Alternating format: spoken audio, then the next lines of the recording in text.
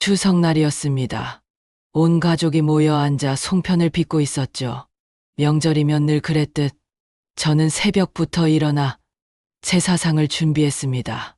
나물 무치고, 전 부치고, 국 끓이고, 손이 10개라도 모자랄 지경이었죠. 며느리는 거실에서 핸드폰만 보고 있었고, 아들은 TV만 보고 있었습니다. 손주만 제 옆에 앉아 송편 빚는 걸 구경하고 있었어요. 그때였습니다. 며느리가 갑자기 제게 다가왔습니다. 손에는 서류 봉투를 들고 있었죠. 표정이 묘했어요. 웃고는 있었지만 눈은 웃지 않았습니다. 그녀가 식탁에 앉으며 말했습니다. 어머니, 이제 그 집은 우리 이름으로 하시죠. 그 한마디가 제 인생을 송두리째 흔들었습니다. 순간 숟가락이 손에서 떨어지고 식탁 위 공기가 얼어붙었어요. 밖에서는 아이들이 뛰어노는 소리가 들렸지만 이 집 안은 너무나 조용했습니다. 손주가 제 얼굴을 올려다봤어요. 할머니가 왜 갑자기 굳어 있는지 궁금했겠죠. 안녕하세요. 저는 박순자입니다. 올해 69. 평범한 할머니죠. 아들 하나 키우고 손주 하나 돌보며 살아왔습니다. 남편은 10년 전 세상을 떠났고 그 이후로 저는 아들 내외와 손주를 위해 살았어요. 남편이 떠난 뒤 세상이 무너지는 줄 알았습니다. 40년을 함께 산 사람이 어느 날 갑자기 병원 침대에 누워 눈을 감았을 때 저는 정말 살아갈 이유를 잃었었죠. 하지만 아들이 있었습니다. 그리고 머지않아 손주가 태어났어요. 그 작은 생명을 처음 안았을 때 저는 다짐했습니다. 이 아이만큼은 잘 키워야겠다고. 남편이 보지 못한 이 아이를 제가 대신 사랑해 주겠다고요. 손주를 5년 동안 제가 키웠습니다. 정확히는 5년 2개월입니다. 며느리가 출산휴가가 끝나고 직장에 복귀하던 날부터 손주는 제 손에서 자랐어요. 아침 7시면 일어나 손주 얼굴을 씻기고 밥을 먹이고 어린이집에 데려다 줬습니다. 겨울이든 여름이든 비가 오든 눈이 오든 빠짐없이요. 오후 4시면 다시 어린이집에 데리러 갔습니다. 다른 할머니들, 할아버지들과 줄 서서 기다렸죠. 손주가 문을 열고 나오면 제일 먼저 저를 찾았어요. 할머니 하고 달려오는 그 모습이 얼마나 예뻤는지 모릅니다. 그럴 때면 하루의 피곤이 다 사라졌어요. 집에 오면 손 씻기고 간식 챙겨주고 숙제 봐주고 저녁 6시면 밥을 차려놨습니다. 아들과 며느리가 퇴근할 시간이었으니까요. 하지만 며느리는 6시에 오는 날이 거의 없었어요. 늘 7시, 8시, 심지어 9시에도 들어왔습니다. 회식이 있다. 야근을 해야 한다. 거래처 미팅이 있다. 이유는 매번 달랐지만 결과는 같았죠. 저 혼자 손주를 돌보는 거였습니다. 밤에는 손주를 재우는 것까지 제 몫이었어요. 동화책을 읽어주고 자장가를 불러주고 등을 토닥이며 잠들 때까지 옆에 있었습니다. 그러다 손주가 열이라도 나면 밤새 간호했죠. 체온계를 들여다보고 해열제를 먹이고 미지근한 물수건으로 이마를 닦아주고 새벽 2시, 3시에 병원 응급실에 달려간 적도 한두 번이 아닙니다. 그렇게 5년을 제 인생을 멈춰놓고 손주를 위해 살았는데 이젠 집도 달라고요. 제가 아침에 눈 뜨면 제일 먼저 하는 일이 손주 얼굴 보는 거였습니다. 제가 밤에 눈 감기 전 마지막으로 하는 일도 손주 입을 덮어주는 거였어요. 제 일상 전부가 그 아이를 중심으로 돌아갔습니다. 복지관에서 하는 노래교실도 못 갔어요. 친구들이 여행 가자고 해도 거절했습니다. 손주를 봐야 한다고요. 제 삶은 없었습니다. 오직 손주, 그리고 아들 내외를 위한 삶뿐이었죠.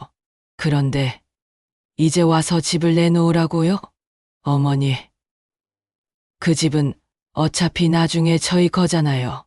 이참에 정리해두는 게 서로 깔끔하죠. 세금 문제도 있고 나중에 복잡해지면 어머니도 힘드시잖아요. 며느리는 너무나 당연하다는 듯이 말했습니다. 마치 제게 부탁하는 게 아니라 이미 정해진 사실을 통보하는 것처럼요. 그 말투가, 그 표정이 너무 낯설었습니다. 이 사람이 정말 5년 전 제게 공손하게 인사하던 그 며느리가 맞나 싶었어요. 그 말에 손주가 숟가락을 내려놓으며 말했어요. 할머니, 집은 할머니 거잖아. 엄마, 왜 할머니 집을 가져가려고 해? 순수한 아이의 목소리였습니다. 아직 세상의 복잡한 이해관계를 모르는, 그저 옳고 그름만 아는 아이의 목소리. 그 순간 며느리의 표정이 굳었습니다. 아들은 고개를 돌렸고 저는 그저 손주의 머리를 쓰다듬을 수밖에 없었어요. 저는 그날 밤 복도에 앉아 한참을 울었습니다. 남편 사진을 꺼내 들고 한참을 바라봤어요. 여보, 당신이 살아계셨다면 이런 일이 없었을까요? 당신이 있었다면 며느리가 이렇게까지 대놓고 집을 달라고 하진 않았겠죠? 사진 속 남편은 웃고 있었지만 대답은 없었습니다. 식탁 위 숟가락 하나가 식어버린 그날, 제 마음도 식어버렸습니다. 명절 음식들이 그대로 남아 있었어요. 아무도 손대지 않은 송편, 식어버린 전, 굳어버린 국, 마치 제 마음 같았습니다. 따뜻했던 것들이 모두 차갑게 굳어버린 기분이었죠. 여러분이라면 어땠을까요? 5년 동안 키운 손주의 미소보다 며느리의 그 말 한마디가 이렇게 오래 남을 줄 몰랐습니다. 밤새 잠을 이루지 못했어요. 천장만 바라보며 생각했습니다. 내가 뭘 잘못했나? 손주를 키우겠다고 한 게 잘못이었나? 며느리에게 너무 잘해준 게 잘못이었나? 오늘 이야기는 그날 이후 제 인생이 다시 내 이름을 되찾는 과정입니다. 쉽지 않았어요. 69 평생을 살면서 누군가와 싸워본 적이 없는 사람이 처음으로 제 권리를 주장하게 된 이야기입니다. 며칠 후였습니다.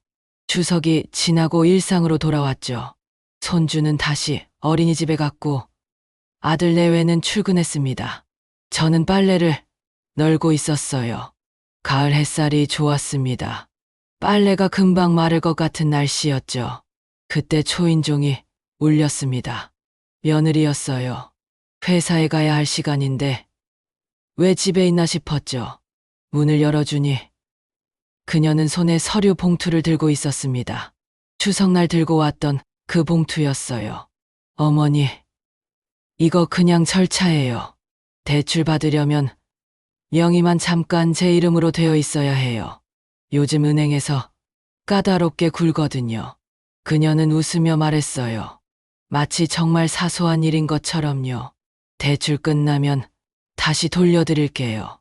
요즘 법이 복잡하잖아요. 제가 대신 처리해드리려는 거예요. 어머니 혼자 하시면 복잡하실 거 아니에요. 그 말이 이상하게 들렸습니다. 돌려드릴게요. 그 한마디가 마음을 찔렀죠. 원래 제 거였는데 왜 돌려드린다는 표현을 쓸까요? 마치 이미 그 집이 자기 것인 양 말하는 게 이상했습니다. 저는 서류를 받아들었습니다. 두껍더군요. 한 장이 아니라 여러 장이었어요. 읽어보려고 했지만 글자가 너무 작았습니다. 안경을 찾으려는데 며느리가 말했어요. 어머니, 나중에 천천히 보시고요. 급한 거니까 일단 여기 도장만 찍어주시면 안 될까요? 오늘 은행에 제출해야 해서요. 급하다는 말에 저는 망설였습니다. 도장을 찍어야 하나, 말아야 하나. 며느리는 계속 시계를 보며 조급해했어요. 그 모습을 보니 왠지 안 찍어주면 안 될 것 같았습니다. 결국 저는 도장을 찍었습니다. 며느리는 환하게 웃으며 서류를 챙겨 나갔어요. 잘 처리하고 연락드릴게요. 라는 말을 남기고요. 문이 닫히고 나니 왠지 모를 불안감이 밀려왔습니다. 그날 밤 저는 잠이 오지 않았습니다. 침대에 누워 천장만 바라봤어요. 오늘 제가 찍은 도장이 무엇이었을까? 정말 단순한 대출 서류였을까? 며느리의 표정이, 목소리가 자꾸 떠올랐습니다. 남편이 살아있을 때 함께 사던 시골집을 팔아 지금의 집을 마련했죠. 남편이 돌아가시고 2년 뒤였습니다. 시골집엔 추억이 너무 많았어요. 아들이 태어나서 자란 곳이고, 남편과 텃밭을 가꾸던 곳이고, 여름이면 마당에서 수박을 먹던 곳이었죠. 하지만 혼자 살기엔 너무 컸습니다. 관리도 힘들었고요. 그래서 팔기로 결심했어요. 아들이 서울에 있으니 서울로 올라와서 가까이 지내는 게 낫겠다 싶었죠. 시골집을 팔아 지금의 아파트를 샀습니다. 3억 5천만 원짜리 아파트였어요. 그 집엔 남편의 낡은 사진이 있습니다. 거실 벽에 걸린 액자 속 남편은 젊은 모습으로 웃고 있어요. 군복 입은 사진이죠. 25살 때 찍은 거라고 했었습니다. 그 사진을 볼 때마다 남편이 살아있는 것 같았어요. 현관 신발장 위에는 아이의 첫 운동화가 있습니다. 아들이 돌 때 신었던 빨간 운동화예요. 너무 작아서 이제는 누구도 신을 수 없지만 버릴 수가 없었죠. 그 운동화를 보면 아들이 처음 걸음마를 하던 날이 떠올라요. 손주의 첫 미소도 이 집에서 봤습니다. 생후 3개월 때였어요. 손주를 안고 있는데 갑자기 방긋 웃더군요. 세상에, 그 순간을 잊을 수가 없어요. 얼마나 예뻤는지 몰라요. 그때 찍은 사진이 아직도 냉장고에 붙어 있습니다. 이 집은 그냥 집이 아니었습니다. 제 인생이 담긴 곳이었어요. 남편과의 추억, 아들의 성장, 손주의 첫 순간들, 모든 게 이 집 안에 있었죠. 그런데 며느리는 그걸 절차라 부르고 있었습니다. 창밖을 보며 한참을 앉아 있었습니다. 거실 벽에 걸린 가족 사진이 눈에 들어왔어요. 아들이 대학 졸업하던 날 찍은 사진이었습니다. 학사모를 쓴 아들이 제 어깨에 팔을 두르고 웃고 있었죠. 그날 얼마나 뿌듯했는지 몰라요. 혼자 힘으로 아들을 대학까지 보냈다는 자부심이 있었습니다. 며느리가 처음 인사하러 왔던 날도 기억나요. 10년 전 봄날이었습니다. 수줍게 웃으며 꽃다발을 건네던 모습. 어머니, 잘 부탁드립니다. 라고 인사하던 목소리. 그때는 정말 착한 며느리를 만났다고 생각했어요. 주변에서도 축하해줬죠. 이쁘고 똑똑한 며느리를 얻었다고요. 손주가 태어나던 날, 분만실 밖에서 기다리다가 아기 울음소리를 들었을 때의 그 감격. 간호사가 아기를 안고 나왔을 때 저는 눈물을 흘렸어요. 손주의 작은 손, 작은 발. 세상에, 이렇게 작은 생명이 이렇게 사랑스러울 수가 없었습니다. 모두 행복한 순간들이었죠. 그런데 왜 지금 이 순간은 이렇게 불안할까요? 서류를 들고 온 며느리의 얼굴이 자꾸 떠올랐습니다. 그 미소가 진심이었을까요? 아니면 제가 너무 의심하는 걸까요? 혹시 제가 나이 들어서 사람을 못 믿는 건 아닐까요? 며칠 후 아들이 전화를 했습니다. 퇴근 후였던 것 같아요. 목소리에 피곤함이 묻어났죠. 엄마, 세영이가 좀 도와주려는 거예요. 대출 이자 줄여서 나중에 우리도 효도할게요. 지금은 좀 힘들지만 나중에 여유 생기면 엄마한테 용돈도 많이 드릴게요. 효도. 그 단어가 이렇게 쓸 줄 몰랐습니다. 효도는 마음에서 우러나는 거잖아요. 그런데 왜 조건처럼 들리는 걸까요? 집을 주면 효도하고 안 주면 안 하고 그런 뜻인가요? 그날 저는 조용히 통화 녹음을 켰습니다. 마음 한켠에서 뭔가 불길한 예감이 들었거든요. 손이 떨렸지만 녹음 버튼은 꼭 눌렀습니다. 핸드폰 화면에 녹음 중이라는 빨간 불이 깜빡였어요. 아들과 통화를 하면서 저는 뭔가 이상하다는 걸 느꼈습니다. 아들의 말투가 평소와 달랐어요. 좀 더 급하고 좀 더 강압적이었죠. 마치 누가 옆에서 시키는 대로 말하는 것 같았습니다. 혹시 며느리가 옆에 있는 건 아닐까요? 통화를 끝내고 저는 녹음 파일을 저장했습니다. 파일 이름을 아들 전화 -9월 18일로 했어요.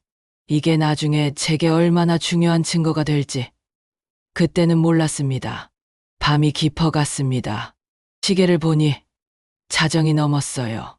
잠이 오지 않아 거실로 나왔습니다. 창밖을 내다봤어요. 아파트 단지의 불빛들이 하나둘 꺼져가고 있었죠. 저 집들에도 다 사연이 있겠죠. 저처럼 잠 못 이루는 사람이 또 있을까요? 냉장고를 열어 물을 한 잔 마셨습니다. 손주가 좋아하는 요구르트가 보였어요. 내일 어린이집 갔다 오면 먹여야지. 그런 생각을 하니 조금 마음이 편해졌습니다. 그래, 손주는 변함없잖아. 손주만큼은 저를 진심으로 좋아하잖아. 하지만 그 위안도 잠시였습니다. 문득 생각이 들었어요. 만약 집을 빼앗기면 손주도 못 보는 거 아닐까? 며느리가 손주를 데리고 저를 멀리하면 어떡하지? 그 생각을 하니 가슴이 철렁 내려앉았습니다. 다시 침대에 누웠지만 여전히 잠은 오지 않았어요. 새벽 4시까지 뒤척이다가 결국 포기하고 일어났습니다. 거실에 나와 남편 사진 앞에 앉았어요. 여보, 나 어떻게 해야 할까요? 당신이라면 어떻게 했을까요? 며느리를 믿어야 할까요? 아니면 제 직감을 믿어야 할까요? 사진 속 남편은 여전히 웃고만 있었습니다. 며칠 뒤 은행에 갔습니다. 통장 정리를 하러 간 거였어요. 요즘 통장에 있어도 잘 안 쓰잖아요. 다들 카드나 핸드폰으로 결제하니까요. 하지만 저는 아직도 통장이 편합니다. 돈이 얼마나 있는지 눈으로 확인할 수 있으니까요. ATM 기계 앞에 섰습니다. 카드를 넣고 비밀번호를 눌렀어요. 그런데 화면에 이상한 게 떴습니다. 주소가 제 주소가 아니었어요. 아들이 사는 아파트 주소더군요. 잘못 본 건가 싶어서 다시 봤지만 역시 아들 집 주소였습니다. 어떻게 된 건지 몰라서 창구로 갔습니다. 젊은 직원이 친절하게 맞아줬어요. 어르신, 주소 변경되셨나요? 네. 저 주소 변경한 적 없는데요. 통장 주소가 아드님 집으로 되어 있네요. 언제 바꾸신 거예요? 그 말을 듣는 순간 머리가 하얘졌습니다. 집 주소가 제 것이 아닌 거예요. 언제 바뀐 거죠? 제가 허락한 적도 없는데요. 손에 든 통장이 떨렸습니다. 직원은 컴퓨터를 확인하더니 말했어요. 지난주 월요일에 변경되셨네요. 온라인으로 신청하셨나 봐요. 온라인. 저는 온라인 뱅킹을 할 줄도 모르는데요. 누가 제 명의로 주소를 바꾼 걸까요? 며느리밖에 없었습니다. 그날 서류에 도장을 찍을 때 뭔가 다른 것도 함께 처리한 게 분명했어요. 은행을 나와 벤치에 앉았습니다. 정말 한참을 그렇게 앉아 있었죠. 사람들이 오가고 차들이 지나가고 세상은 평소처럼 돌아가는데 저만 멈춰 있는 기분이었어요. 머릿속이 복잡했습니다. 주소가 바뀌었다는 게 무슨 의미일까요? 단순히 우편물 받는 주소만 바뀐 걸까요? 아니면 더 큰 의미가 있는 걸까요? 법적으로 어떤 효력이 있는 건지 도무지 알 수가 없었어요. 벤치에 앉아 1시간쯤 있었을까요? 지나가던 할머니 한 분이 물어봤어요. 괜찮으세요? 어디 편찮으신가요? 아, 네. 괜찮습니다. 거짓말이었죠. 전혀 괜찮지 않았어요. 하지만 낯선 사람에게 제 사정을 털어놓을 순 없었습니다. 할머니는 걱정스러운 눈빛으로 한 번 더 저를 보고는 지나갔어요. 집으로 돌아왔습니다. 현관문을 열고 들어서는데 집이 너무 조용했어요. 손주는 어린이집에 가고 없고 아들 내외는 출근했고 저 혼자뿐이었죠. 평소 같으면 TV라도 켜고 뉴스를 봤을 텐데 그날은 그럴 기분이 아니었어요. 거실 소파에 주저앉았습니다. 핸드폰을 꺼내 며느리에게 전화를 걸었어요. 진호가 몇 번 가더니 받았습니다. 어머니, 무슨 일이세요? 지금 회의 중인데요. 세영아, 왜 내 통장 주소가 바뀌었니? 잠깐만요. 밖으로 나갈게요. 며느리의 목소리에서 당황한 기색이 느껴졌습니다. 몇 초 후, 다시 전화를 받았어요. 어머니, 그건 그냥 서류상 편이에요. 대출하려면 그렇게 해야 돼요. 은행에서 세대주 주소로 통일해야 한다고 해서요. 세대주? 제가 세대주인데요.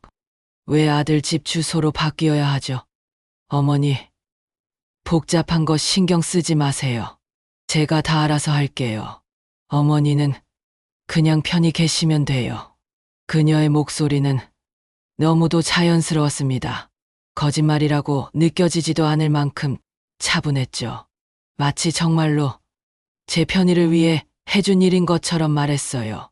하지만 제 가슴속 불안은 점점 커져만 갔습니다. 전화를 끊고 한참을 멍하니 앉아 있었습니다. 벽시계 소리만 똑딱똑딱 들렸어요. 그 소리가 이상하게 크게 들렸습니다. 마치 시간이 제게 뭔가 빨리 결정하라고 재촉하는 것 같았어요. 그날 밤 잠을 이룰 수 없었어요. 새벽 3시까지 천장만 바라봤습니다. 남편이 살아계셨다면 뭐라고 하셨을까? 그 생각을 하니 눈물이 났습니다. 베개가 젖도록 울었어요. 소리 내서 울 순 없었어요. 옆방에 손주가 자고 있었으니까요. 새벽 4시쯤 화장실에 갔습니다. 거울을 봤어요. 거울 속 제 얼굴이 너무 초라해 보였습니다. 눈은 퉁퉁 붓고 주름은 더 깊어 보이고 머리는 헝클어져 있었죠. 69의 할머니, 누구도 지켜주지 않는 혼자인 할머니. 다음 날 구청에 직접 가봤습니다. 아침 일찍 손주를 어린이집에 데려다주고 바로 갔어요. 버스를 2번 갈아타야 했지만 꼭 가봐야 할 것 같았습니다. 민원실에 들어서니 사람들이 많았어요. 번호표를 뽑고 1시간을 기다렸습니다. 제 차례가 됐을 때 젊은 여직원이 맞아줬어요. 저는 며느리가 가져온 서류 사본을 보여줬습니다.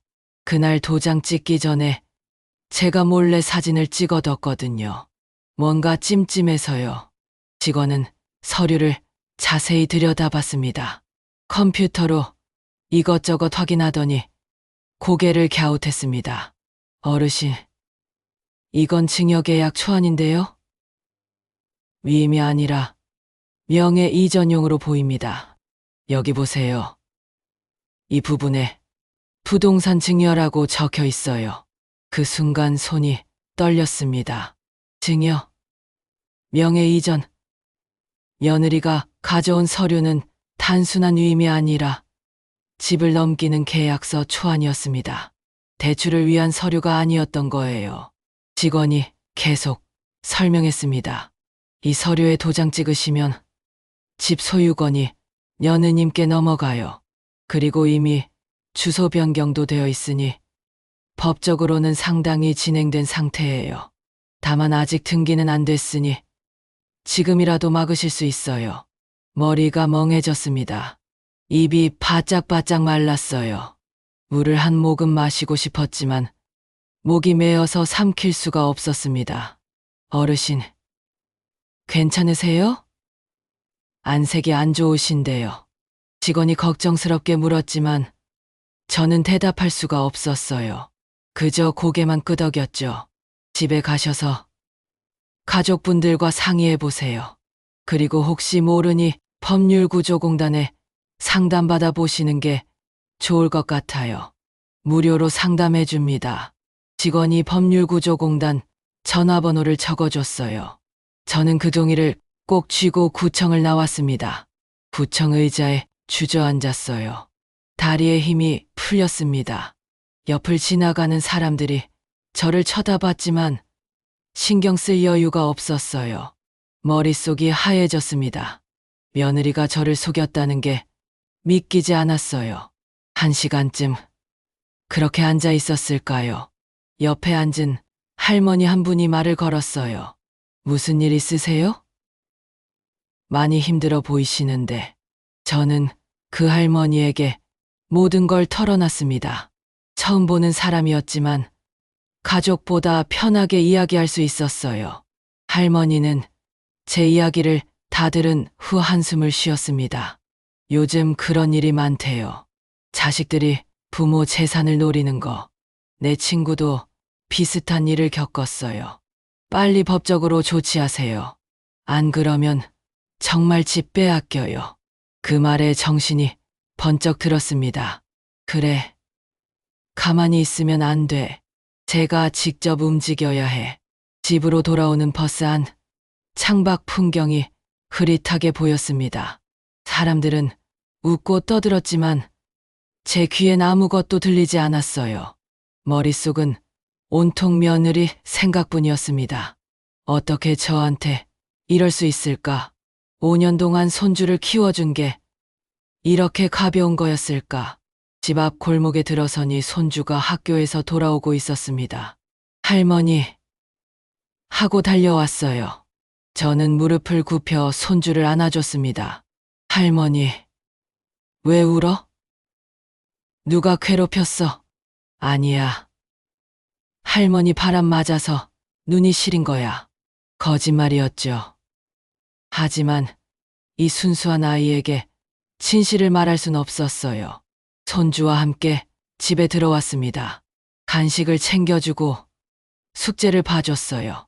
평소처럼요. 하지만 제 마음은 평소와 전혀 달랐습니다. 손주를 보면서도 자꾸만 며느리 생각이 났어요.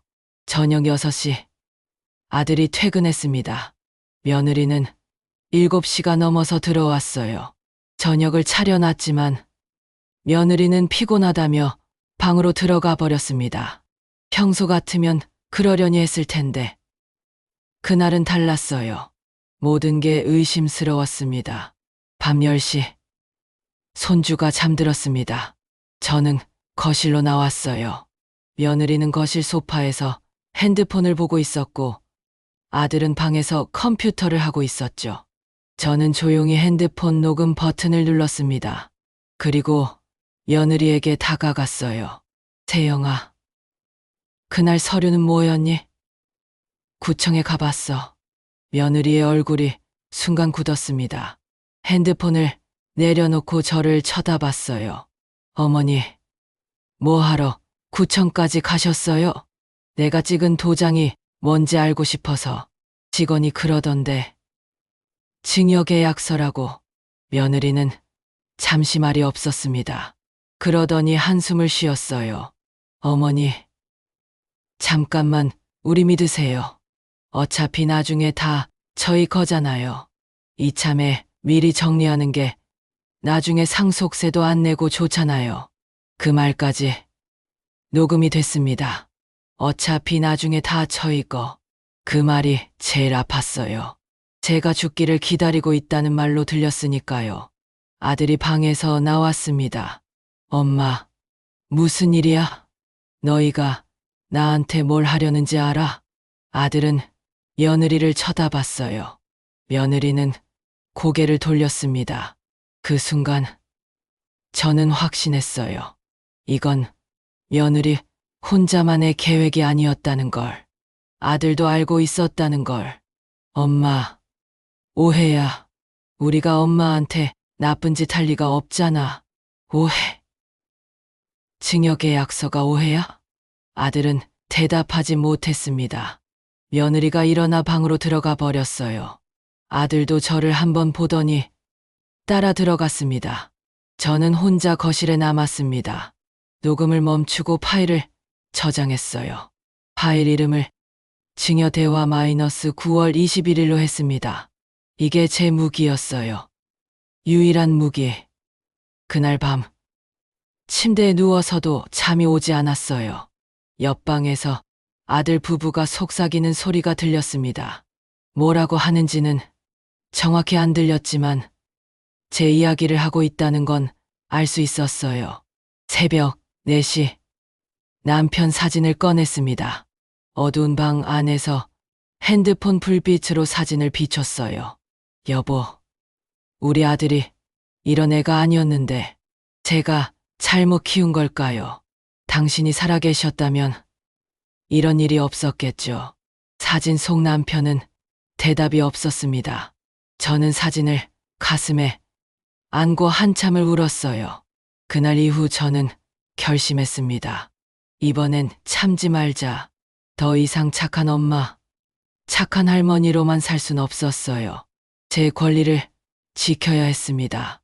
다음 날 아침 손주를 어린이집에 데려다 주고 바로 법률구조공단에 전화를 걸었습니다. 번호를 누르는 손이 떨렸어요.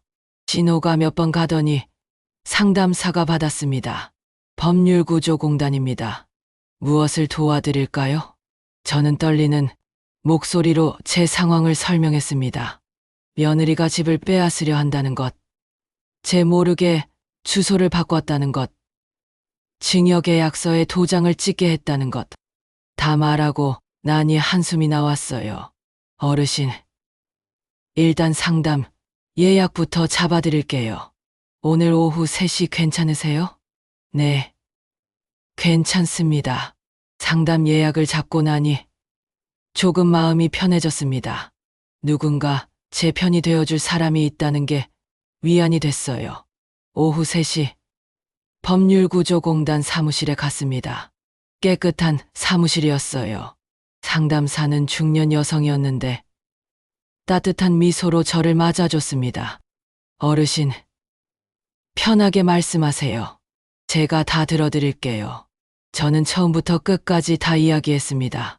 손주를 5년 키운 이야기, 추석날 며느리의 말, 서류에 도장 찍은 것, 주소가 바뀐 것, 구청에서 들은 이야기, 그리고 핸드폰에 저장해둔 녹음 파일도 들려줬어요. 상담사는 제 녹취를 다 듣더니 단호하게 말했어요. 어르신, 이건 명백한 사기 시도입니다. 공증 취소, 후견 등기 등록 절차 바로 밟으셔야 합니다. 지금 당장 하셔야 해요. 그 말을 들으니 오히려 마음이 편해졌습니다. 제가 이상한 게 아니었구나. 제 불안이 정당했구나. 며느리가 정말로 잘못한 거였구나. 상담사는 친절하게 필요한 서류 목록을 알려줬고 어떤 절차를 밟아야 하는지 차근차근 설명해줬어요. 메모를 하면서 저는 처음으로 희망을 느꼈습니다. 등기부등본, 신분증, 도장, 그리고 증거 자료들 챙겨오세요. 내일 바로 공증사무소 가시는 게 좋겠어요. 제가 공증사무소 연락처 드릴게요. 상담을 마치고 나오니 가을 하늘이 유난히 맑았어요. 구름 한 점 없이 파랗더군요. 제 마음도 조금 맑아지는 기분이었죠. 다음 날 아침 일찍 일어났습니다. 옷장에서 제일 단정한 옷을 꺼내 입었어요. 화장도 했습니다. 오랜만이었어요. 거울을 보니 조금 나아 보였습니다. 그래, 난 아직 늙지 않았어. 공증사무소는 시내 중심가에 있었습니다. 지하철을 타고 갔어요. 출근 시간이라 사람들이 많았죠. 젊은 직장인들 사이에서 저만 할머니였지만 움츠러들지 않았습니다. 저도 할 일이 있는 사람이니까요. 공증사무소에 도착했습니다. 접수를 하고 기다렸어요. 30분쯤 지나 제 이름이 불렸습니다. 공증이는 나이 지긋한 남자 변호사였어요. 어르신, 무슨 일로 오셨어요? 저는 준비해온 서류를 다 꺼냈습니다. 등기부등본, 며느리가 가져온 서류 사본, 녹음 파일, 구청에서 받은 설명서, 모든 걸 보여드렸어요. 공증이는 서류를 꼼꼼히 살펴봤습니다. 녹음도 들었어요. 그러더니 고개를 끄덕였습니다. 잘 오셨어요. 지금이라도 조치하셔서 다행입니다. 먼저 명의보호 신청을 하시고 후견 등기도 해두시는 게 좋겠어요. 명의보호 신청이 뭐예요? 쉽게 말하면 어르신 허락 없이는 아무도 이 집을 건드릴 수 없게 하는 겁니다. 법적으로 보호하는 거죠. 그 말에 가슴이 뚫렸어요. 그래, 이제라도 늦지 않았구나. 서류를 작성했습니다. 손이 떨렸지만 천천히 정확하게 썼어요. 제 이름, 주민등록번호, 주소, 하나하나 적으면서 생각했습니다. 이게 내 이름을 지키는 일이구나. 공증을 마쳤습니다. 공증인이 서류를 건네주며 말했어요. 이제 이 집은 아무도 건드릴 수 없습니다. 어르신 명의로 확실하게 보호됐어요. 그 말이 제게는 구원처럼 들렸습니다. 눈물이 날 것 같았지만 참았어요. 울면 안 돼. 이제 시작이야. 공증사무소를 나오며 가을 하늘을 올려다봤어요. 구름 한 점 없이 맑았습니다. 마음도 조금 맑아지는 기분이었죠. 길을 걸으며 핸드폰을 꺼냈습니다. 며느리에게 전화를 걸어야 할까 말아야 할까 고민했어요. 결국 전화를 걸었습니다. 신호가 몇 번 가더니 받았어요. 어머니, 무슨 일이세요? 세영아, 나 오늘 공증사무소 다녀왔어. 내 집 지키기로 했어. 며느리 쪽에서 잠시 침묵이 흘렀습니다. 그러더니 목소리 톤이 바뀌었어요. 어머니, 왜 그렇게까지 하세요? 우리가 뭘 잘못했다고요? 세영아, 이건 내 인생이야. 그리고 내 이름이야. 5년 동안 손주 키워준 게 집값인 줄 알았어? 나도 사람이야. 전화를 끊었습니다. 손이 떨렸어요. 가슴이 두근거렸습니다. 제 목소리가 떨리지 않았다는 게 신기했어요. 69평생 누군가에게 이렇게 단호하게 말해본 적이 없었거든요. 벤치에 앉아 한참을 있었습니다. 지나가는 사람들을 보며 생각했어요. 저 사람들도 다 사연이 있겠지. 저처럼 가족 때문에 힘든 사람도 있겠지. 핸드폰이 울렸습니다. 아들이었어요. 받을까 말까 고민하다가 받았습니다. 엄마, 무슨 일이야? 세영이한테 왜 그렇게 말했어? 너한테도 할 말 있어. 너도 알고 있었지? 엄마 집 빼앗으려는 거. 아들은 대답하지 못했습니다. 침묵이 흘렀어요. 그 침묵이 답이었습니다. 엄마, 미안해. 나도 세영이한테 끌려간 거야. 진짜 미안해. 미안하면 다야. 5년 동안 손주 키워준 게 가벼워. 엄마, 진짜 미안하다니까. 나 이제 혼자 살 거야. 너희랑 같이 못 살아. 전화를 끊었습니다. 아들의 목소리에서 후회가 느껴졌지만 용서할 수 없었어요. 아직은요. 며칠 후 가족 회의가 잡혔습니다. 며느리 쪽 부모님, 그러니까 사돈도 온다고 했어요. 큰일이네 싶었지만 피할 수 없었습니다. 회의 당일 저는 일찍 일어나 청소를 했습니다. 집을 깨끗이 하고 차도 준비했어요. 적어도 제가 제 집에서 떳떳하게 맞이하고 싶었으니까요. 오후 3시 초인종이 울렸습니다. 아들과 며느리 그리고 사돈 어른이 들어왔어요. 사돈 어른은 어색하게 인사했습니다. 식탁에 모두 앉았습니다. 분위기가 무거웠어요. 며느리는 팔짱을 끼고 앉아 있었고 아들은 고개를 숙이고 있었죠. 사돈은 어색하게 물만 마셨습니다. 저는 천천히 가방에서 서류를 꺼냈습니다. 공증사무소에서 받은 서류였어요. 식탁 위에 펼쳤습니다. 이게 내가 오늘 보여드리려는 서류야. 내 이름으로 공증했고 내 뜻대로 유언대용 증서로 남겼어. 이 집은 내가 살아있는 한 내 거야. 내가 죽은 후에도 내 뜻대로 처리될 거야. 며느리가 입을 열었습니다. 어머니, 이러시면 저희는 어떻게 해요? 저희도 계획이 있었는데, 계획? 남의 집 빼앗는 게 계획이었어? 며느리는 대답하지 못했습니다. 얼굴이 빨개졌어요. 아들이 얼굴이 하얗게 질렸습니다. 엄마, 너무하네. 나 엄마 아들인데 너무한 게 아니야. 늦었을 뿐이야. 나도 이제 깨달았어. 착하게만 살면 안 된다는 걸. 사돈 어른이 입을 열었습니다. 사돈 어른, 죄송합니다. 제가 딸을 잘못 가르쳤나 봅니다. 어르신 집 지키시는 게 당연하죠. 사돈의 그 말에 며느리가 눈물을 흘렸습니다. 하지만 저는 동요하지 않았어요. 그 눈물이 진심인지 연기인지 이제는 알 수 없었으니까요. 그날 식탁 위의 공기는 차가웠지만 제 마음은 오히려 따뜻했습니다. 이제야 제 이름을 되찾은 기분이었죠. 며느리가 자리를 박차고 일어났고 아들이 그녀를 따라 나갔습니다. 사돈은 저를 보며 고개를 끄덕였어요.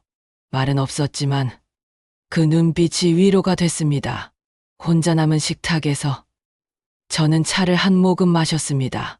식어버린 차였지만 달게 느껴졌어요. 이게 자유의 맛인가 싶었습니다. 그날 이후 저는 혼자 살기로 했습니다. 아들 내외에게 따로 살겠다고 통보했어요. 처음엔 반대했지만 제 의지가 확고하다는 걸 알고는 더 이상 말하지 않았습니다. 이사는 간단했어요. 원래 제 집이니까요. 아들 내외의 집만 빠져나가면 됐죠. 이사하는 날 손주가 울었습니다. 할머니, 나도 할머니랑 살래. 그 말에 가슴이 찢어지는 것 같았지만 참았어요. 진우야, 할머니는 여기 있어. 언제든 놀러와. 할머니가 맛있는 거 해줄게. 손주를 꼭 안아줬습니다. 이 아이만큼은 제대로 된 어른의 모습을 보여주고 싶었어요. 혼자가 된 첫날 밤, 집이 너무 조용했습니다. 텔레비전 소리도, 아들 내외의 목소리도, 손주의 웃음소리도 없었어요. 벽시계 소리만 똑딱똑딱 울렸습니다. 침대에 누웠지만 잠이 오지 않았어요. 이게 맞는 선택일까? 가족과 떨어져 사는 게 정말 행복한 걸까? 온갖 생각이 머릿속을 맴돌았습니다. 하지만 아침이 되자 생각이 달라졌어요. 제 시간에 일어날 수 있다는 게 좋았습니다. 누구를 깨우지 않아도 되고 누구 눈치를 보지 않아도 됐죠. 천천히 커피를 내려 마셨어요. 창가에 앉아 햇살을 쬐며요. 오랜만에 평화로운 아침이었습니다. 일주일쯤 지났을 때 아파트 게시판에서 복지관 프로그램 안내문을 봤습니다. 요가, 노래교실, 독서 모임, 서예, 그림 그리기, 다양한 프로그램이 있더군요. 그동안은 손주 돌보느라 엄두도 못 냈던 것들이었어요. 용기를 내서 복지관에 전화를 걸었습니다. 요가 수업을 신청하고 싶다고요. 친절한 직원이 다음 주 월요일부터 시작이라고 알려줬어요. 저지요가 수업날 떨렸습니다. 다들 친한 사람들끼리 오면 어떡하지? 저만 외톨이면 어떡하지? 걱정이 많았어요. 하지만 기우였습니다. 수업에 온 사람들은 모두 따뜻했어요. 저와 비슷한 나이의 할머니들이었죠. 수업 전에 서로 인사를 나눴습니다. 처음이세요? 저는 이미선이에요. 네. 박순자입니다. 잘 부탁드려요. 그렇게 친구가 생겼습니다. 미선 씨는 저보다 2살 많았어요. 남편을 일찍 여의고 혼자 살고 있다고 했죠. 이야기를 나누다 보니 공통점이 많았습니다. 요가 수업은 생각보다 좋았어요. 몸을 움직이니 기분이 상쾌했습니다. 선생님이 친절하게 동작을 알려줬고 다들 서툴러도 웃으며 따라했어요. 1시간이 금방 지나갔습니다. 수업이 끝나고 미선 씨가 물었습니다.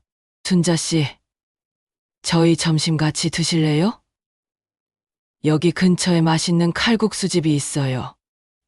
좋죠. 미선 씨와 함께 칼국수집에 갔습니다. 작지만 아늑한 곳이었어요. 칼국수를 시켜놓고 이야기를 나눴습니다. 미선 씨도 자식 때문에 속상한 일이 있었다고 하더군요. 저도 비슷해요. 며느리가 제 집을 빼앗으려고 했어요. 세상에, 요즘 그런 일이 많나 봐요. 제 친구도 비슷한 일 겪었대요. 우리는 오랜 친구처럼 편하게 이야기를 나눴습니다. 누군가에게 제 이야기를 털어놓으니 마음이 가벼워졌어요. 미선 씨는 제 이야기를 끝까지 들어주고 잘했다고 격려해줬습니다. 그 후로 일주일에 2번 요가 수업에 나갔습니다. 그리고 수업 후엔 미선 씨와 함께 밥을 먹거나 차를 마셨어요. 때론 다른 분들도 함께 했죠. 저만의 사교 모임이 생긴 겁니다. 1달쯤 지나서는 독서 모임도 시작했습니다. 1달에 1권씩 책을 읽고 모여서 이야기를 나누는 모임이었어요. 첫 책은 82년생 김지영이었습니다. 젊은 여자의 이야기였지만 공감되는 부분이 많았어요. 독서 모임 날 6명이 모였습니다. 다들 책을 읽고 느낀 점을 이야기했어요. 저도 용기 내서 말했습니다. 저는 이 책을 읽으면서 제 인생을 돌아봤어요. 평생 누군가의 엄마, 할머니로만 살았지 박순자로 산 적이 없더라고요. 다들 고개를 끄덕였습니다. 공감한다는 표정이었어요. 그 순간 저는 혼자가 아니라는 걸 느꼈습니다. 저녁 시간이 되면 집으로 돌아왔습니다. 텔레비전을 켜고 뉴스를 봤어요. 저녁은 간단하게 먹었죠. 혼자 먹는 밥이지만 외롭지 않았습니다. 오히려 자유로웠어요. 가끔 손주가 보고 싶었습니다. 그럴 때면 핸드폰을 꺼내 손주 사진을 봤어요. 그러다 참지 못하고 전화를 걸 때도 있었죠. 진우야, 할머니야, 할머니. 나 할머니 보고 싶어. 할머니도 보고 싶어. 이번 주말에 놀러 올래? 응. 엄마한테 말해볼게. 전화를 끊고 나면 눈물이 났습니다. 손주가 그리웠어요. 하지만 이게 맞는 선택이라고 스스로를 다독였습니다. 주말, 손주가 정말 찾아왔습니다. 아들이 데려다 줬어요. 현관에서 서먹하게 인사를 나눴죠.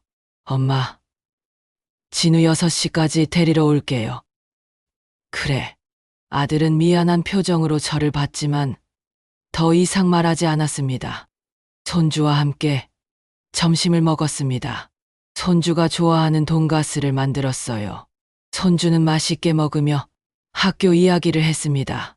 친구 이야기, 선생님 이야기, 급식 이야기, 사소한 일상이었지만 저는 모든 게 소중했어요. 할머니, 이젠 내가 밥 해줄게. 내가 라면 끓일 수 있어. 그래? 우리 진우 많이 컸네. 응. 나 이제 혼자서도 많은 거 할 수 있어. 그 말에 저는 웃었습니다. 손주는 컸어요. 이제 초등학교 3학년입니다. 라면도 끓일 줄 알고 계란 후라이도 할 줄 알죠. 오후에는 함께 공원에 갔습니다. 손주는 그네를 타고 저는 벤치에 앉아 지켜봤어요. 가을 햇살이 따뜻했습니다. 바람이 불 때마다 낙엽이 떨어졌죠. 할머니, 나 할머니랑 살고 싶어. 진우야, 할머니는 여기 있어. 언제든지 놀러 오면 돼. 왜 우리랑 같이 안 살아? 할머니도 할머니만의 인생이 필요해서야. 알아듣기 어렵지? 나중에 크면 이해할 거야. 손주는 고개를 갸웃했지만 더 이상 묻지 않았습니다. 6시. 아들이 손주를 데리러 왔습니다. 손주는 아쉬워하며 돌아갔어요. 문이 닫히고 나니 집이 다시 조용해졌습니다. 하지만 마음은 따뜻했어요. 손주와 함께한 시간이 행복했으니까요. 이제 제 삶은 누구의 엄마, 할머니가 아니라 그저 나 자신, 박순자입니다. 아침에 눈을 뜨면 제가 하고 싶은 일을 합니다. 요가도 하고, 독서 모임도 가고, 친구들과 차도 마셔요. 가끔 복지관에서 봉사활동도 합니다. 독거노인분들께 도시락을 배달하는 일이에요. 저보다 더 어려운 분들을 보면서 제가 얼마나 행복한지 깨닫습니다. 지난달에는 혼자 여행도 다녀왔습니다. 강릉 바닷가였어요. 버스를 타고 3시간을 달려 도착했죠. 숙소는 작은 게스트하우스였습니다. 혼자 여행 온 사람들이 많았어요. 바다를 보는 순간 눈물이 났습니다. 파도 소리를 들으며 모래사장을 걸었어요. 평생 가족을 위해 살았지만 정작 저를 위한 시간은 없었다는 걸 깨달았습니다. 바다는 넓었고 저는 작았습니다. 하지만 그 작은 제가 이렇게 자유로울 수 있다는 게 신기했어요. 파도가 발을 적시고 바람이 머리카락을 흩날렸죠. 그 순간만큼은 세상에서 가장 자유로운 사람 같았습니다. 저녁에는 해변 카페에 앉아 커피를 마셨습니다. 노을이 지는 걸 보면서요. 하늘이 주황빛으로 물들고 바다가 붉게 타올랐습니다. 아름다웠어요. 옆 테이블에 혼자 온 여자분이 계셨어요. 저보다 조금 젊어 보였죠. 눈이 마주치자 미소를 지었습니다. 혼자 여행 오셨어요? 네, 처음이에요. 저도요. 용기 내서 왔는데 생각보다 좋네요. 그렇게 이야기를 나누다 보니 그분도 비슷한 사연이 있었습니다. 자식들 때문에 힘들었다고요. 우리는 1시간 넘게 이야기를 나눴어요. 낯선 사람이지만 서로를 위로할 수 있었습니다. 여행에서 돌아온 후 저는 달라졌습니다. 더 당당해졌고 더 자유로워졌어요. 이제는 아들이나 며느리를 만나도 주눅 들지 않습니다. 아들은 가끔 전화를 합니다. 엄마, 잘 지내시죠? 응, 잘 지내. 너도 세영이랑 사이좋게 지내. 엄마, 그때 일 정말 미안해요. 알아. 이제 다 지나간 일이야. 전화를 끊을 때마다 복잡한 감정이 듭니다. 미운 건 아니에요. 다만 더 이상 제 삶을 그들에게 맡기지 않을 뿐이죠. 아들의 목소리엔 미안함이 섞여 있었어요. 하지만 저는 더 이상 그 미안함을 받아주지 않기로 했습니다. 며느리와는 아직 어색합니다. 전화 통화도 거의 안 해요. 하지만 손주 때문에 가끔 마주칩니다. 명절이나 손주 생일 같은 날엔 같이 있어야 하니까요. 지난달 손주 생일날 아들 집에 갔습니다. 며느리가 문을 열어줬어요. 어색하게 인사를 나눴죠. 어머니, 오셨어요. 응, 더 이상 할 말이 없었습니다. 거실로 들어가니 손주가 달려왔어요.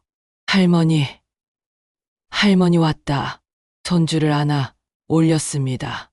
많이 컸어요. 이제 안기도 힘들 정도로요. 생일 축하해.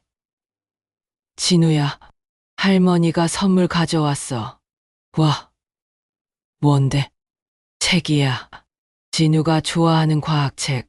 손주는 기뻐하며 포장을 뜯었습니다.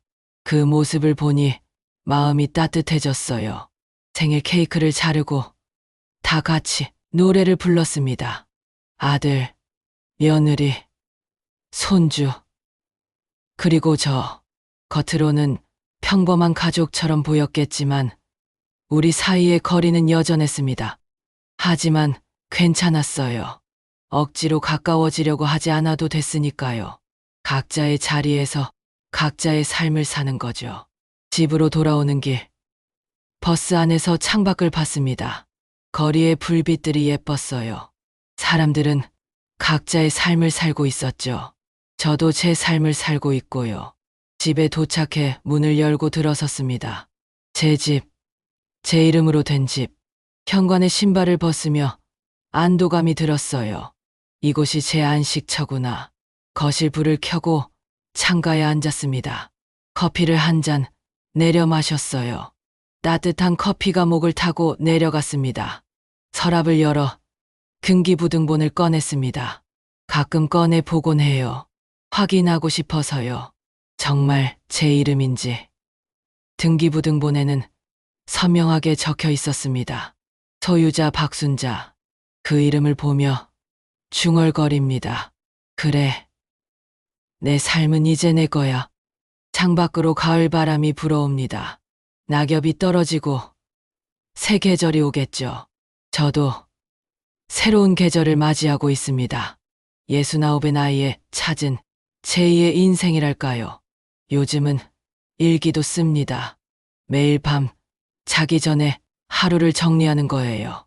오늘 뭘 했는지, 무슨 생각을 했는지, 누굴 만났는지 일기장에 하나하나 적어 내려갑니다. 어제 일기에는 이렇게 썼어요.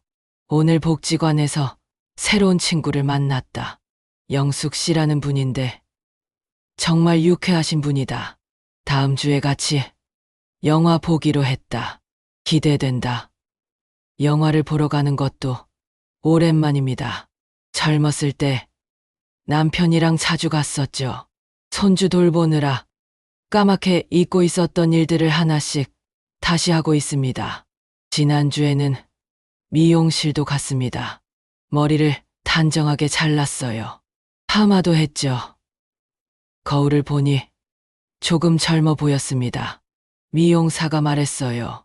어머니, 요즘 표정이 밝으세요. 좋은 일 있으세요? 그냥 제 삶을 찾았어요. 미용사는 무슨 뜻인지 잘 모르겠다는 표정이었지만 저는 웃었습니다. 옷도 새로 샀습니다. 백화점에 가서 제 마음에 드는 옷을 골랐어요. 평소 같으면 아깝다고 생각했을 텐데 이번엔 달랐어요. 저를 위해 쓰는 돈이 아깝지 않았습니다. 점원이 말했어요. 어머니, 이 옷 정말 잘 어울리세요. 색깔도 딱이에요. 그래요? 그럼 이걸로 할게요. 집에 와서 새 옷을 입어봤습니다. 거울을 보니 정말 괜찮았어요. 한참을 거울 앞에서 이리저리 돌아봤습니다. 마치 젊은 사람처럼요. 이제 제 일상은 이렇습니다. 아침 7시에 일어나서 가볍게 스트레칭을 하고 아침을 먹습니다. 혼자 먹는 밥이지만 천천히 음미하며 먹어요. 아침을 먹고 나면 설거지를 하고 집안을 정리합니다. 그렇게 오전을 보내죠. 점심 전에는 복지관에 갑니다. 요가를 하거나 친구들을 만나요. 점심은 밖에서 먹을 때가 많습니다. 친구들과 함께 맛집을 찾아다니는 재미가 쏠쏠해요. 지난주에는 떡볶이 맛집을 갔었죠. 할머니들끼리 떡볶이를 먹으니 다들 웃었어요. 오후에는 집에 와서 쉬거나 독서를 합니다. 요즘은 에세이를 즐겨 읽어요. 다른 사람들의 인생 이야기를 읽으면서 위안을 받습니다. 저녁은 간단하게 먹습니다. 국과 반찬 하나면 충분해요. 저녁을 먹고 나면 텔레비전을 보거나 인터넷을 합니다. 요즘은 유튜브도 배웠어요. 미선 씨가 알려줬죠. 유튜브에는 재미있는 게 많더군요. 요리 영상도 보고, 여행 영상도 보고, 강연도 듣습니다. 새로운 세상을 알아가는 기분이에요. 밤 11시쯤 잠자리에 듭니다. 침대에 누워 하루를 돌아봐요. 오늘도 잘 살았다고 스스로를 칭찬합니다. 그러면 마음이 편해지고 금방 잠이 들어요. 가끔 손주 생각에 잠 못 이룰 때도 있습니다. 그럴 땐 핸드폰으로 손주 사진을 봐요. 그리고 다짐합니다. 다음 주말엔 꼭 보자고. 한 달에 2번 정도 손주를 만납니다. 많지 않은 횟수지만 그래서 더 소중해요. 만날 때마다 최선을 다해 사랑을 줍니다. 억지로가 아니라 진심으로요. 여러분, 누군가의 가족이 되기 전에 먼저 나 자신을 지켜야 합니다. 이 이야기가 누군가의 용기가 되길 바랍니다. 집을 지키는 것도 중요하지만 더 중요한 건 내 이름을 지키는 거예요. 내 삶을 지키는 거죠. 가족은 소중합니다. 정말로 소중해요. 하지만 그 소중함이 나 자신을 잃어버리는 이유가 되어선 안 됩니다. 가족을 사랑하되 나를 먼저 사랑해야 해요. 저는 이제 압니다. 착하기만 해서는 안 된다는 걸. 때론 단호해야 하고 때론 거절해야 한다는 걸. 그게 나를 지키는 방법이라는 거요. 오늘도 저는 창가에 앉아 있습니다. 손에는 따뜻한 커피, 무릎 위엔 책 한 권. 이게 제 일상입니다. 평범하지만 온전히 제 것인 일상이죠. 창밖을 보니 첫눈이 내리고 있습니다. 하얀 눈송이들이 하늘에서 떨어져요. 아름답습니다. 겨울이 오고 있네요. 핸드폰이 울립니다. 손주예요. 할머니, 눈 와. 나 할머니 보고 싶어. 다음 주 토요일에 갈게요. 그래. 할머니가 맛있는 거 해줄게. 군고구마 어때? 좋아. 할머니, 사랑해. 할머니도 사랑해. 진우야. 전화를 끊고 저는 미소 짓습니다. 이제 제 선택으로, 제 마음으로 사랑을 나눌 수 있게 됐으니까요. 억지로가 아니라 진심으로요. 눈은 계속 내립니다. 세상이 하얗게 덮여가요. 모든 게 새로워 보입니다. 제 인생도 그래요.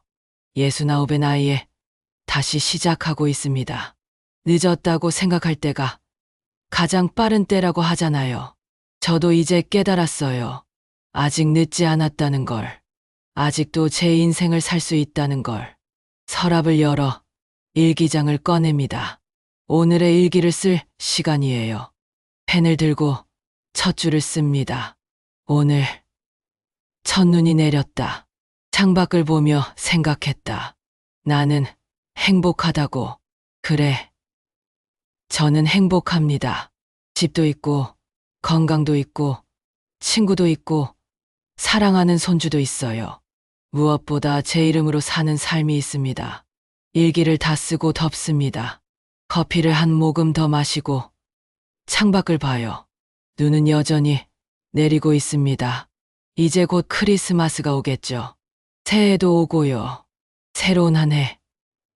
저는 어떤 일들을 하게 될까요? 기대됩니다. 복지관에서 알게 된 친구들과 새해 여행을 계획 중이에요. 제주도에 가기로 했죠. 2박 3일 일정입니다. 처음으로 친구들과 가는 여행이에요. 설렙니다. 혼자 사는 게 외롭지 않냐고 묻는 사람도 있어요. 솔직히 가끔은 외로워요. 밤에 혼자 있을 때, 말할 사람이 없을 때. 하지만 그 외로움보다 자유가 더 좋습니다. 무엇보다 제가 제 자신에게 집중할 수 있다는 게 좋아요. 내가 뭘 좋아하는지, 뭘 하고 싶은지, 어떤 사람인지. 69에 처음으로 나 자신을 알아가고 있습니다. 벽에 걸린 달력을 봅니다. 12월입니다. 올해도 이제 얼마 남지 않았네요. 한 해를 돌아보니 감회가 새롭습니다. 올해 초만 해도 저는 달랐어요. 며느리 눈치를 보며 살았고 아들 말에 순종했죠. 손주를 돌보느라 제 삶은 없었습니다.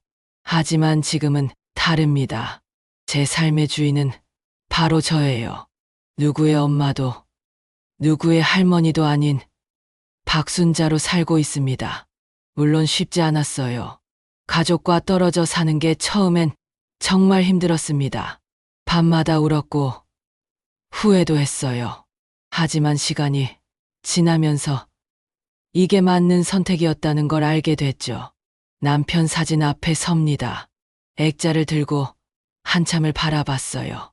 여보, 당신이 보고 싶어요. 하지만 이제 저도 잘 살고 있어요. 당신 없이도 말이에요. 걱정 마세요. 사진 속 남편은 여전히 웃고 있습니다. 그 미소가 이제는 축복처럼 느껴져요. 잘하고 있다고, 괜찮다고 말해주는 것 같습니다. 내일은 미선 씨랑 영화 보러 가기로 했어요. 로맨스 영화래요. 오랜만에 설레는 영화를 본다니 기분이 좋습니다. 옷장을 열어 입을 옷을 고릅니다. 지난주에 산 베이지색 코트가 눈에 띄네요. 이거 입고 가면 좋겠어요. 목도리도 매치해야겠죠. 거울 앞에 서서 옷을 대봅니다. 나쁘지 않아요. 69에도 멋을 부릴 수 있다는 게 신기합니다. 침대에 눕습니다. 오늘도 좋은 하루였어요. 내일도 좋은 하루가 되길 바라며 눈을 감습니다. 다음 날 아침 상쾌하게 일어났습니다. 창밖을 보니 어젯밤에 내린 눈이 쌓여 있어요. 세상이 하얗습니다. 아름다워요. 샤워를 하고 옷을 차려입었습니다. 베이지색 코트에 목도리까지.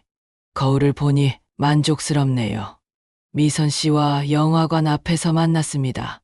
미선 씨도 예쁘게 차려입었어요. 순자 씨, 오늘 특히 예쁘시네요. 미선 씨도요. 우리 영화 보고 밥도 먹어요. 좋아요. 근처에 괜찮은 이탈리안 식당 있어요.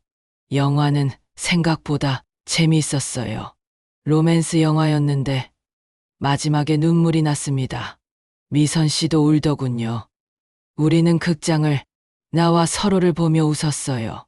이탈리안 식당에서 파스타를 먹으며 이야기를 나눴습니다. 영화 이야기, 인생 이야기, 가족 이야기. 시간 가는 줄 몰랐어요. 순자 씨, 요즘 정말 행복해 보여요. 얼굴이 환해졌어요. 제 인생을 되찾았거든요. 이제 저를 위해 살아요. 멋지네요.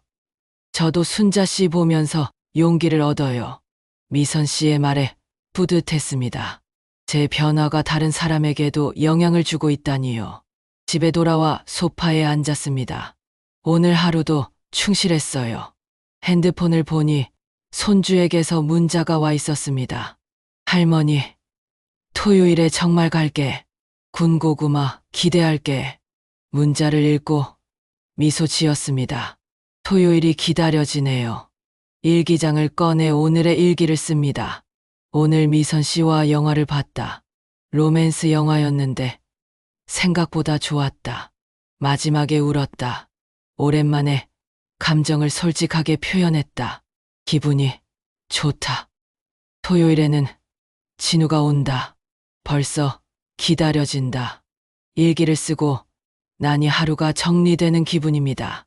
이제 잠을 청할 시간이에요. 침대에 누워 천장을 봅니다. 만족스러운 하루였어요.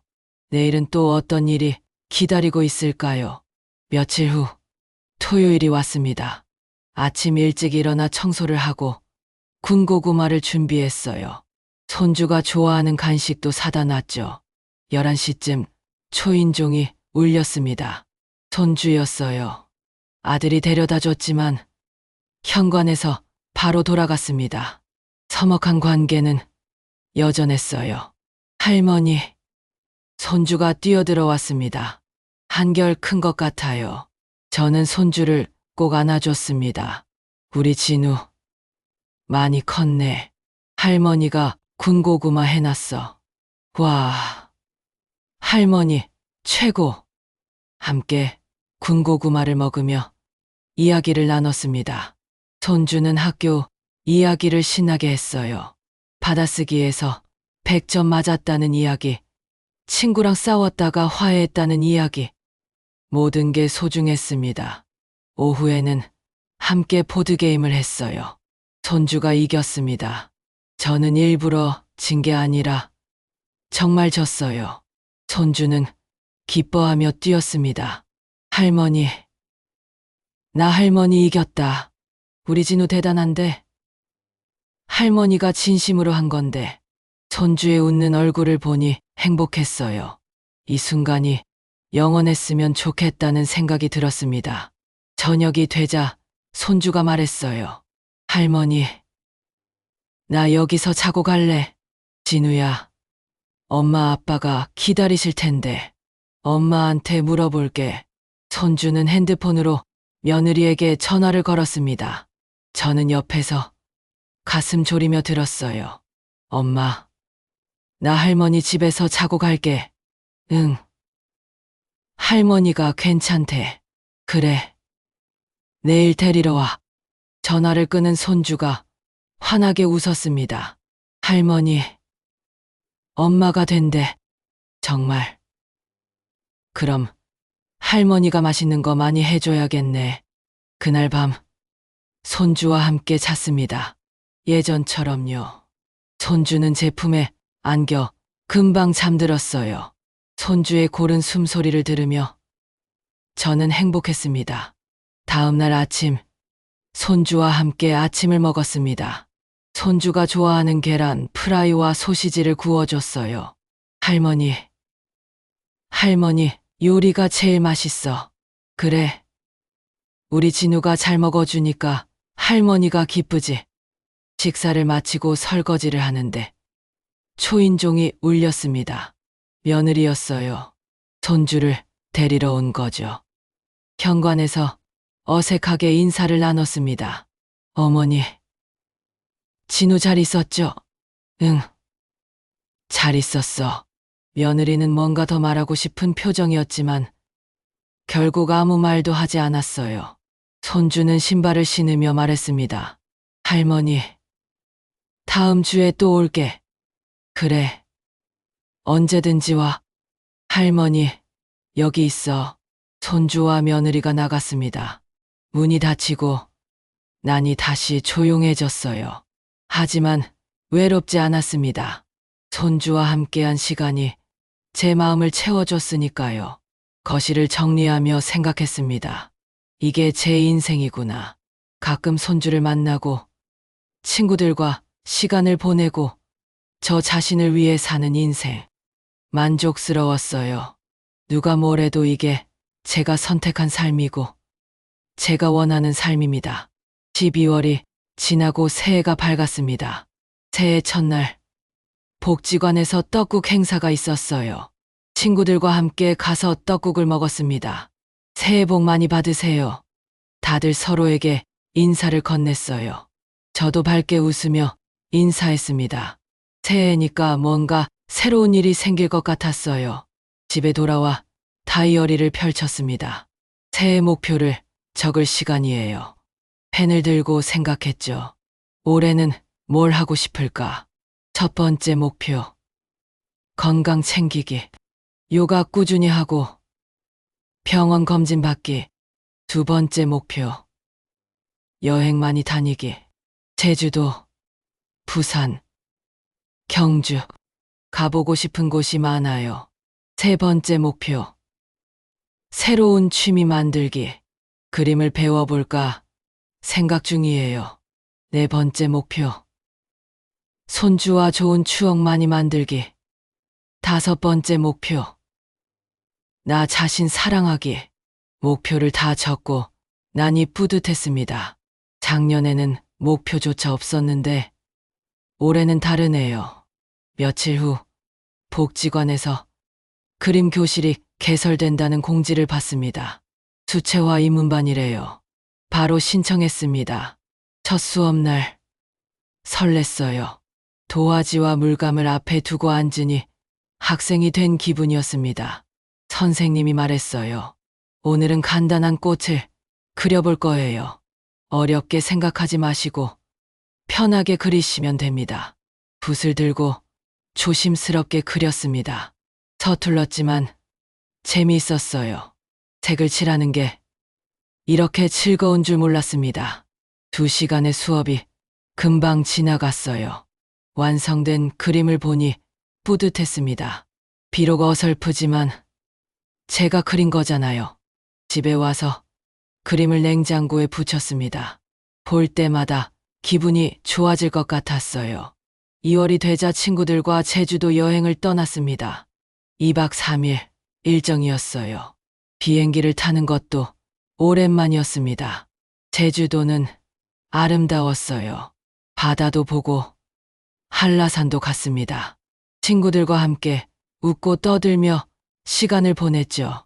성산일출봉에서 일출을 봤을 때 눈물이 났습니다. 너무 아름다웠어요. 해가 떠오르는 걸 보며 생각했습니다. 나도 저렇게 다시 떠오르고 있구나. 미선 씨가 제 손을 잡았어요. 순자 씨, 우리 여기까지 와서 정말 잘했죠? 그럼요. 정말 잘했어요. 여행에서 돌아온 후 저는 더 적극적으로 살기로 했습니다. 하고 싶은 건 다 하는 거예요. 인생은 한 번뿐이니까요. 3월에는 아들에게서 연락이 왔습니다. 엄마, 진우 졸업식인데 오실 수 있어요? 당연하지. 갈게. 졸업식 날 정장을 차려입고 갔습니다. 손주가 무대에서 상을 받는 걸 보며 눈물이 났어요. 우리 손주가 이렇게 컸구나. 행사가 끝나고 손주가 달려왔습니다. 할머니 왔어. 졸업 축하해. 진우야, 할머니가 선물 준비했어. 손주에게 손목시계를 선물했습니다. 손주는 정말 좋아했어요. 그날 며느리가 조심스럽게 말을 걸었습니다. 어머니, 그때 일 정말 죄송했어요. 제가 너무 욕심이 많았어요.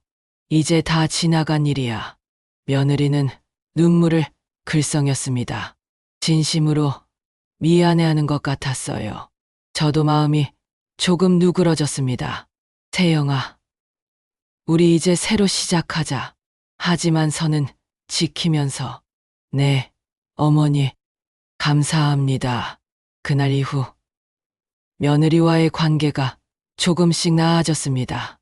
완전히 전처럼 되진 않았지만 그래도 대화는 할 수 있게 됐어요. 이제 제 삶은 이렇습니다. 복지관에서 요가도 하고 그림도 그리고 친구들도 만나요. 가끔 손주도 보고 아들 내외와도 적당한 거리를 유지하며 지냅니다. 무엇보다 저 자신을 위해 삽니다. 제가 하고 싶은 일을 하고 제가 만나고 싶은 사람을 만나요. 억지로 참지 않습니다. 창가에 앉아 커피를 마시며 등기부등본을 꺼냅니다. 가끔씩 꺼내보는 습관이 생겼어요. 확인하고 싶어서요. 선명한 글씨. 내 이름, 소유자 박순자. 그 이름을 보며 중얼거립니다. 그래. 내 삶은 이제 내 거야. 누구도 빼앗을 수 없어. 창밖으로 봄바람이 불어옵니다. 꽃들이 피기 시작했어요. 개나리, 진달래, 벚꽃, 봄이 왔습니다. 저도 봄을 맞이하고 있습니다. 인생의 봄이랄까요. 69에 찾은 새로운 시작. 지난 일들을 돌이켜봅니다. 며느리의 그 말, 추석날의 충격, 서류 사건, 구청에 갔던 일, 법률구조공단 상담, 공증. 모든 게 어제 일 같아요. 하지만 그 과정을 거쳐 지금의 제가 됐습니다. 더 강하고, 더 당당하고, 더 자유로운 제가요. 만약 그때 참았더라면 어땠을까요? 며느리에게 집을 넘겨줬다면요. 아마 지금쯤 저는 더 비참했을 겁니다. 집도 없고, 자존감도 없고, 삶의 의미도 없었겠죠. 하지만 저는 용기를 냈습니다. 처음으로 제 권리를 주장했어요. 그 결과 제 인생을 되찾았습니다. 여러분도 할 수 있습니다. 나이가 많다고, 가족이라고, 참아야 한다고 생각하지 마세요. 여러분의 권리를 지키세요. 여러분의 이름을 지키세요. 가족은 소중하지만 여러분 자신이 더 소중합니다. 가족을 위해 희생하되 자신을 잃어버리지는 마세요. 그리고 기억하세요. 언제든 늦지 않았다는 것을. 저도 69에 새로 시작했잖아요. 여러분도 할 수 있습니다. 오늘도 저는 창가에 앉아 있습니다.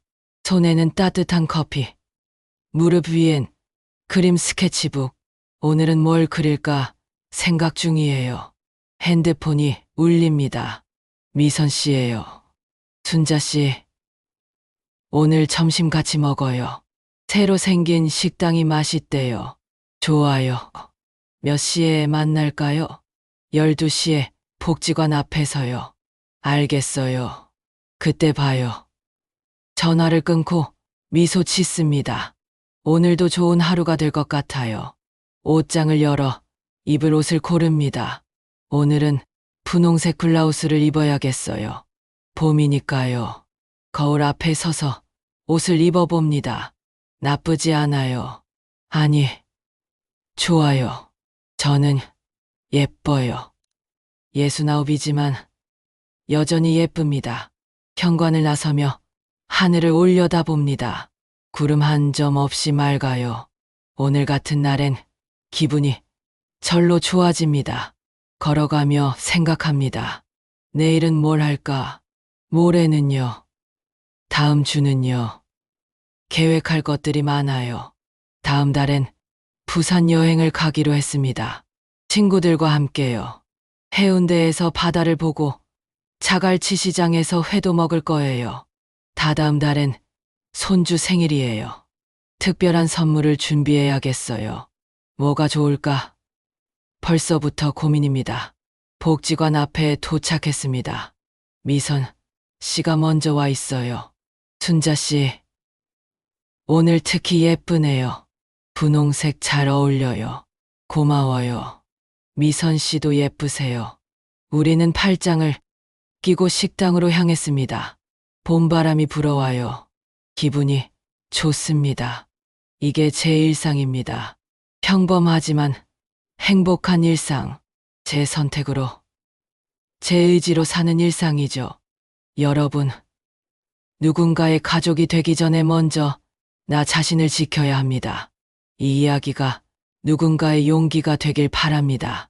집을 지키는 것도 중요하지만 더 중요한 건 내 이름을 지키는 거예요. 내 삶을 지키는 거죠. 나이는 숫자에 불과합니다. 60이든 70이든 80이든 언제든 새로 시작할 수 있어요. 저처럼요. 용기를 내세요. 여러분의 권리를 주장하세요. 여러분의 행복을 찾으세요. 그게 이기적인 게 아니에요. 그게 당연한 거예요. 저 박순자는 이제 행복합니다. 제 집에서 제 이름으로 제 삶을 살고 있습니다. 여러분도 그럴 수 있어요. 믿으세요. 인생사 만사. 다음 이야기에서 또 만나요. 여러분 모두 행복하세요. 그리고 기억하세요. 여러분의 이름, 여러분의 삶은 오직 여러분의 것입니다.